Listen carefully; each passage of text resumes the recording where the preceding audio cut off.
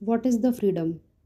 क्या फ्रीडम यही है जो आज हम एंजॉय कर रहे हैं कि जिसकी जो भी मर्ज़ी है वो बोल सकता है, बता सकता है, सुन सकता है, सुना सकता है, समझ सकता है, समझा सकता है? क्या इसे ही हम पूर्ण स्वतंत्रता कहेंगे? समाज की एक बहुत बड़ी समस्या आज यही है कि उनके पास कोई मेजरमेंट नहीं है कि सत्य क्या है, व्हाट इज़ ट्रुथ।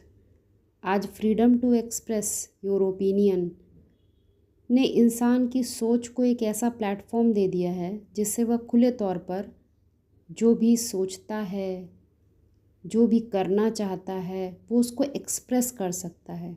एक खुला प्लेटफॉर्म है। अपनी फ्रीडम को यूज़ करने का तो राइट होना चाहिए, परंतु अब बात आती है कि जो खुद ही फ्री नहीं है, स्वतंत्र नहीं है, जस्टिफाई नहीं कर सकता कि उसका ओपिनियन करेक्ट है कि नहीं है, तो क्या ऐसे ओपिनियन को जज करने के लिए कोई मेजरमेंट नहीं होना चाहिए? एक उदाहरण से इस बात को समझते हैं।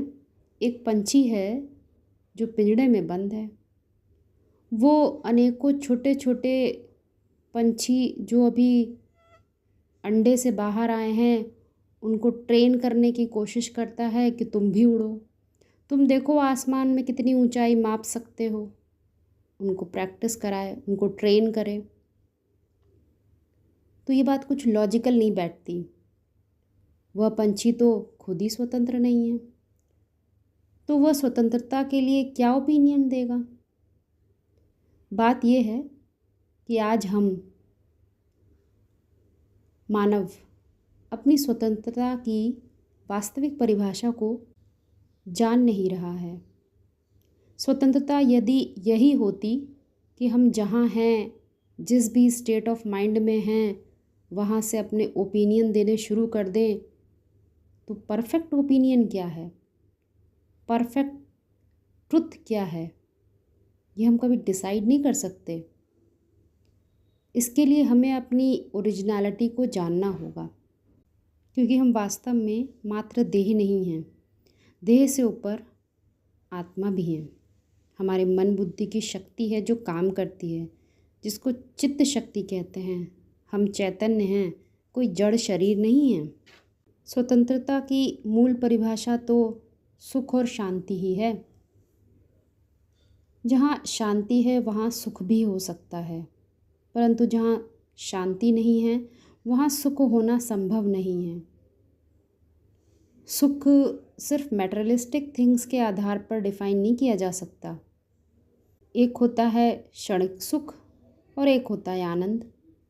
सुख का समय कितने लंबे समय तक बना रहेगा इसकी हमारे पास कोई गारंटी नहीं है आज, और आनंद को कोई गारंटी की ज़रूरत नहीं होती, क्योंकि आनंद यूनिवर्सल ट्रुथ से कनेक्टेड है।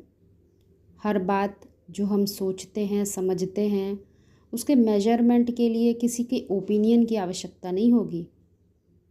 सिर्फ अंतरात्मा में सत्य को खोजने की आवश्यकता है। ओपिनियन तो बहुत सारे हो सकते हैं, परंतु हम उसमें से सही निर्णय नहीं ले सकते। निर्णय तो वास्तविकता में वो होता है जो हमें आत्मसंतुष्टि दे। Man's opinion is not the measurement of all the things. आत्मसंतुष्टि is the measurement of all the things.